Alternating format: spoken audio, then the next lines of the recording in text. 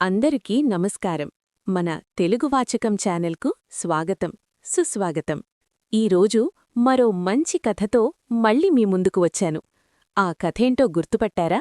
సింహం మరియు కుందేలు కథ. మన చిన్ననాటి మధురమైన నీతి కథ. ముందుగా మా వీడియోను లైక్ చేసి ఛానల్ను సబ్స్క్రైబ్ చేసుకోండి. అలాగే మీకు నచ్చిన కథేంటో కామెంట్స్లో తప్పకుండా తెలియచేయండి. ఇక ఆలస్యం చేయకుండా కథను ప్రారంభిద్దామా? ఒకప్పుడు ఒక సుందరమైన అడవి ఉండేది. ఆ అడవిలో పచ్చని చెట్లు, చల్లని గాలులు, తీయని పక్షుల కిలకిలరావాలు ఉండేవి. జింకలు, కుందేళ్లు, కోతులు, ఏనుగులు అందరూ సంతోషంగా జీవించేవారు. కాని ఆ ఆనందానికి ఒక పెద్ద అడ్డంకి వచ్చింది. ఆ అడవిలోకి ఒక బలమైన, క్రూరమైన సింహం వచ్చింది. ఆ సింహం చాలా గర్వంగా ఉండేది. తన శక్తిపై అది చాలా అహంకారంగా ఉండేది. ప్రతిరోజూ అది జంతువులను వేటాడి చంపేది. ఎవ్వరినీ చూసినా వదిలేది కాదు.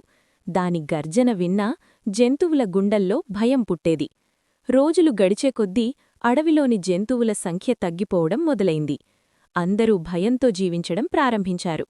ఒకరోజు జంతువులన్నీ ఒక పెద్ద చెట్టు కింద సమావేశమయ్యాయి. ఇలా ఉంటే మనమంతా నశించిపోతాం అని ఒక జింక చెప్పింది. సింహాన్ని ఎదుర్కోలేం, కాని ఒక మార్గం కనుక్కోవాలి అని ఒక ఏనుగు అన్నది. చాలా ఆలోచించిన తరువాత ఒక నిర్ణయం తీసుకున్నారు. ప్రతిరోజూ ఒక జంతువును సింహం దగ్గరకు పంపుదాం, అప్పుడది వేటాడదు, మిగతా వాళ్లకు ప్రాణాలుంటాయి అని నిర్ణయించారు. అందరూ బాధతో అయినా ఆ నిర్ణయాన్ని అంగీకరించారు. అలా ప్రతిరోజూ ఒక జంతువు సింహం దగ్గరకు వెళ్లేది. సింహం కూడా సంతోషంగా అలా తినడం కొనసాగించింది. ఒకరోజు ఒక చిన్న కుందేలు వంతు వచ్చింది. అది చాలా చిన్నది, బలహీనంగా కనిపించింది. కాని దానికొక గొప్ప బలముంది, తెలివి. కుందేలు నెమ్మదిగా ఆలోచించింది. ఇలా రోజూ ఒక్కొక్కరం చస్తూ ఉండలేం, ఈ సమస్యకి శాశ్వత పరిష్కారం కావాలి అని నిర్ణయించుకుంది. అది ఉద్దేశపూర్వకంగా ఆలస్యంగా సింహం దగ్గరకు బయలుదేరింది. సింహం అప్పటికే ఆకలితో మండిపోతూ ఉంది. ఎందుకాలస్యమైంది అని సింహం గర్జించింది. కుందేలు భయపడుతున్నట్టు నటిస్తూ ఇలా చెప్పింది.